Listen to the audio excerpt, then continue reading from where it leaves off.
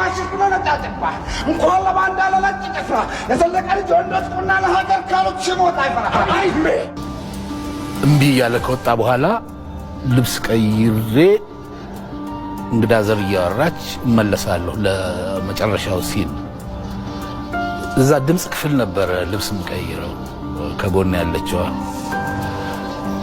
ጊዜ ስለሌለ ጥድፊያ ነው ጎፈሬ ወልቃል ምናምን ስል የሆነ ሰው መጥቶ እግሬ ላይ ወደቀ።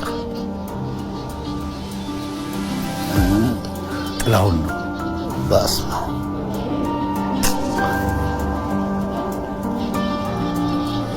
በጣም በጣም ያለው ለሀገር የነበረው ስሜት ከጥበቡ ውጭ የተለየ ነበር። በቃ እንደምን አነሳሁትና ቀይሬ ገባሁ። ልዩ ቀን ነበር እሱ። ምናልባት አንድ ሰው ነበር እንግዲህ እዛ ውስጥ ነው። በጣም ነበር የሚወደው ያየው ነበር እና የሚሆነውን ነው የሚያሳጣው። ለነገሩ ሁሉንም መድረክ ላይ የነበሩትንም አርቲስቶች በሙሉ ስሜት የሚቀይር ነበር። መጨረሻውን ሲል ሁሉም በእንባ ነበር እንትን የሚለው እኔንም ወደዛ ወሰድሽኝ። ጥላሁን ልዩ ሰው